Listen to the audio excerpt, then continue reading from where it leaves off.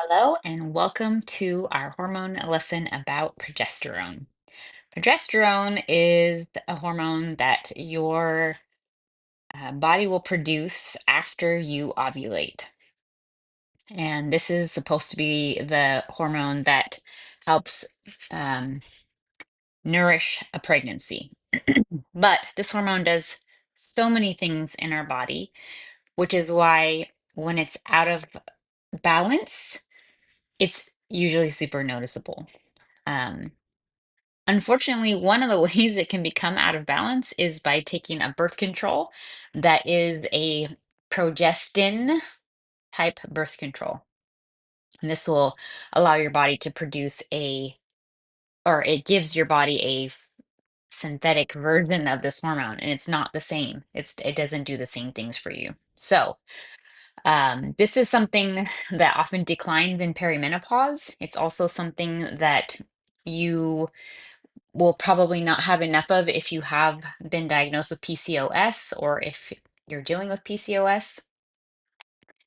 Progesterone is an amazing hormone that when you have it, you don't even notice it, but when you don't have it, you really do. So, what does it do? Well, in your cycle, the part it plays is it helps to thin the lining of the uterus after your estrogen thickens the lining of the uterus. It also will boost your thyroid and it reduces inflammation in your body. And my favorite thing about it is that it promotes sleep, which is why when you start to lose it, you start having issues with your sleep, maybe not being able to sleep through the night, not being able to fall asleep easily. And then it also calms our nervous system.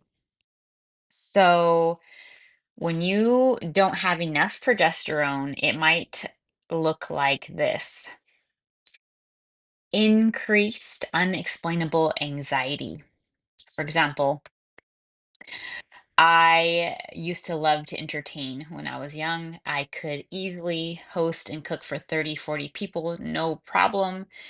I loved it. But as I hit my late 30s, early 40s, the idea of cooking for someone and having them to my house was so incredibly overwhelming that it made me on edge, even people that I knew really well.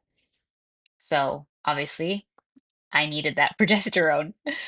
Um, it also can increase your risk of depression because perhaps you're not sleeping as well, perhaps your anxiety has increased, perhaps you don't understand what's happening to your body. The signals to your brain aren't the same as they were. And so women who have low progesterone, especially in perimenopause, have an increased risk of depression. Uh, Insomnia, whether it's not being able to sleep or falling asleep and then waking up. Often in perimenopause, you will wake up in the middle of the night, 1 o'clock, 2 o'clock in the morning, and then you can't go back to sleep for an hour, 2 hours, 3 hours, right? So, for example, at night, I would often wake up around 1 o'clock in the morning and then not be able to go back to sleep for 2 hours. And even though I'm just laying there in the dark, no device, no light, no nothing, in the quiet, I still cannot go back to sleep. So that can be extremely exhausting. It can contribute to fatigue, depression, anxiety. It can disrupt your metabolism, all sorts of things. And it also can contribute to crazy periods, right? So we're used to maybe when we're younger, a 1 through 28 day cycle where we bleed for 3 to 5, 3 to 7 days, and then the rest of the cycle, the next 3 weeks. Generally, our emotions are fairly balanced until maybe the very end. No, with the low progesterone, maybe you bleed, don't bleed for a week, bleed again. It's just our cycles can be crazy. Maybe your cycle is 28 days, maybe it's 40 days, maybe it's 14 days. So low progesterone is really it's very noticeable.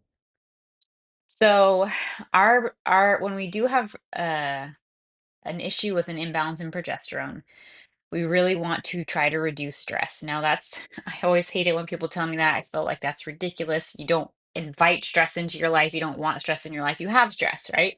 So, what can we do to lower our stress? Well, we can change the way we exercise.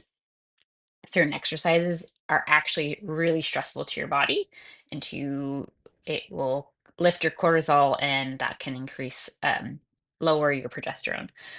We can also change our diet because certain foods and drinks actually contribute to lowering our progesterone, which we don't want. There are certain supplements we can take that help to calm our nervous system, and so that will allow us to then it promotes progesterone.